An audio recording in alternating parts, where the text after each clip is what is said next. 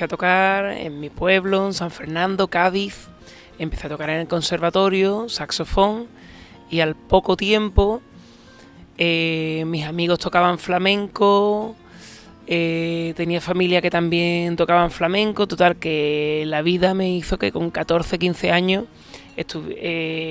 me uniera yo a esos grupos en los que ellos tocaban guitarra, eran cantadores, tocaban las palmas, pero yo estaba allí con el saxo y decía, bueno, pues me voy a aprender esta música que ellos hacen con la guitarra, la voy a pasar al saxo.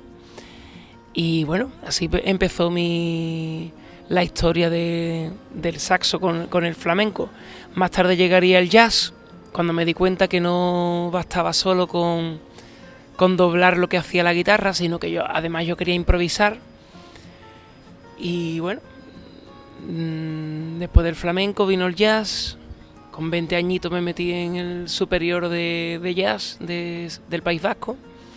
Allí estudié y al final, cuando acabé allí, fue cuando empecé a componer esta música, que es la que hoy día presento, que tiene un paso entre el jazz y la música improvisada, con ritmo flamenco, cante flamenco y sentimiento flamenco. Aunque yo no le pongo barreras, porque me gusta todo tipo de música y dejo que todo entre y salga, evidentemente son mis dos principales influencias, el flamenco y el jazz. Del jazz tenemos la formación, o sea, el grupo. Voy con batería, piano, bajo, y yo con el saxo, lo que sería una formación de jazz. Y del flamenco tenemos el cante, tenemos los ritmos y tenemos al bailador. Aparte de flamenco y jazz, también hay un componente de música oriental que siempre me acompaña por mi cercanía. Yo soy de Cádiz, por mi cercanía con Marruecos, estoy muy influenciado también por la música marroquí. También he oído mucha música de Oriente Medio, música turca, música persa, y todo eso también entra en forma de melodías y de ritmos que no son tan típicos en el flamenco. Por una parte está lo que ya te he comentado anteriormente de música oriental, por la cual me siento influenciado, y también por otra parte el factor de las letras, que creo que también salen a relucir influencias de filosofías orientales, como podrían ser el taoísmo, el sufismo, el budismo, letras que invitan a la reflexión, a la búsqueda interior, a la meditación, tal vez, y este tipo de encontrar la realización dentro y no de forma material, creo que tiene mucho de estas filosofías orientales. Entonces por eso vi que tenía sentido llamarlo Oriente. La gente que tenemos este trabajo, que tenemos la suerte de viajar tanto y de estar continuamente en contacto con gente de otros países, de otra cultura, realmente te impacta muchísimo el ver que simplemente porque ellos viven al otro lado de una línea pintada en un papel,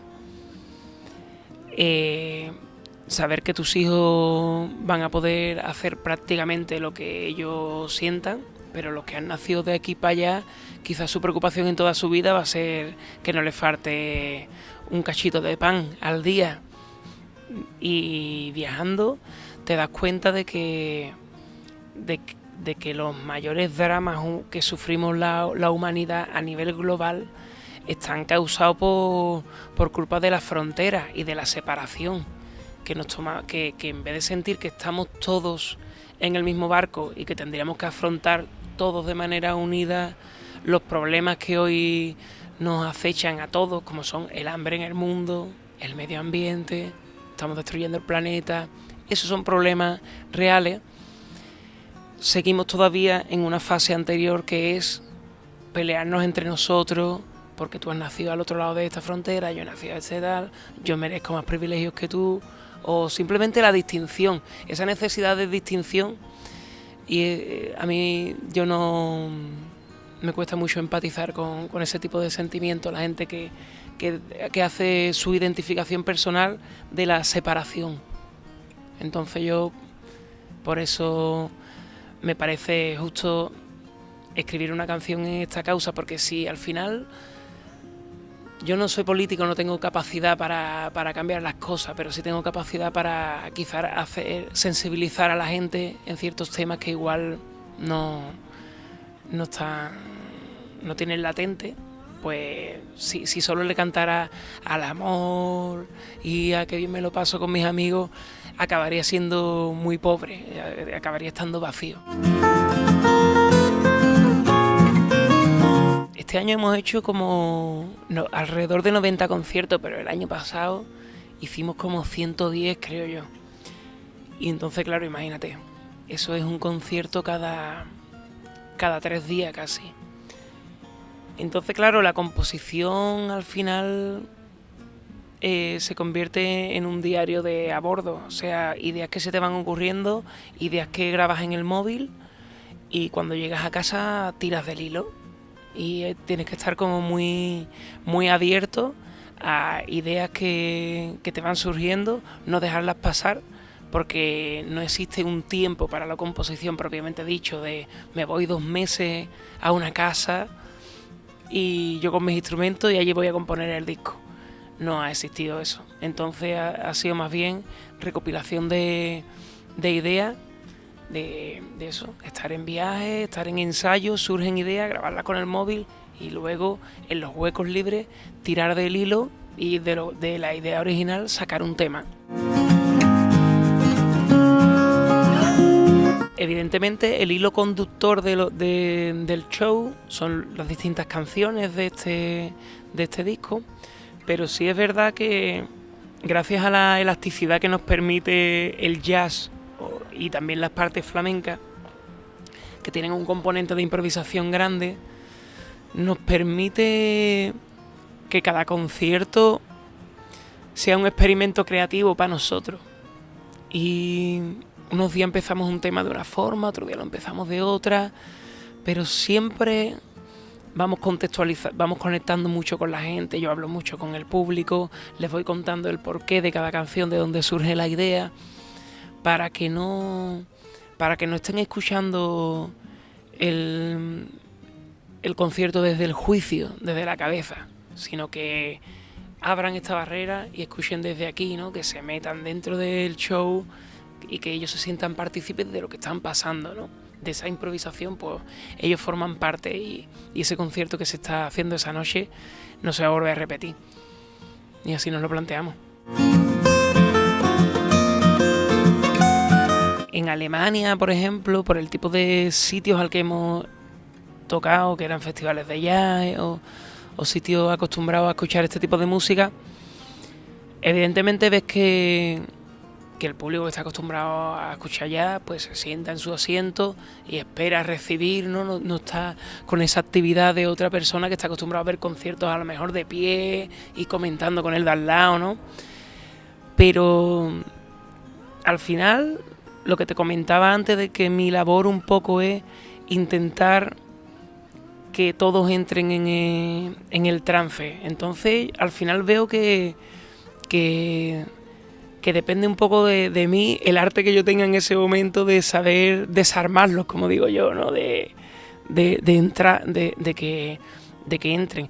Y realmente he visto que han conectado muchísimo en Alemania. De hecho, vamos a volver en unos meses y vamos a volver a China también pronto, porque a la gente de allí imagino que cada uno coge lo suyo, pero en China, por ejemplo, yo creo que para la gente era algo súper exótico ver ahí el cante flamenco con el jazz todo mezclado, ¿no? Como que ellos no están familiarizados ni siquiera con ninguna de las dos músicas, ¿no? Entonces todo creo yo que les suena algo de otro mundo. Y en Alemania, en cambio, que sí que era un público mucho más jazzero y tal, pues yo creo que se quedan con la parte de mira esta gente la visión que tienen, ¿no? Del jazz ahí en su sitio.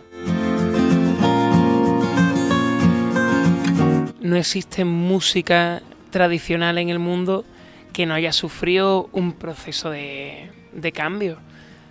De hecho, yo creo que hay que ser consciente que el hecho de aferrarte a una tradición y esto tiene que ser así y negar el cambio solo es posible desde que existen las primeras grabaciones. Es algo del siglo XX, es algo nuevo, porque antes, en que todo era...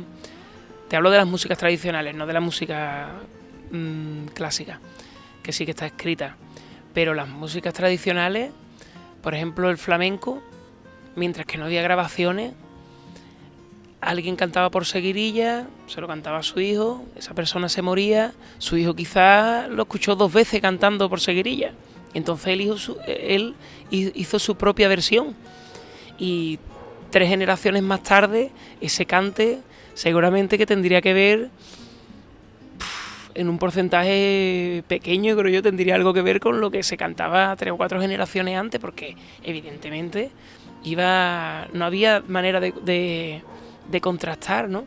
Y si no tienes la fuente de cómo lo hacía mi tío el cante este, al final acabas tú, pues te lo inventas, aportas tu propia creatividad. Y las músicas tradicionales han sido eso, se transmite de manera oral, algo que se hace en una zona, una pandilla, se establece porque gusta, ok, pues esto ya se tal.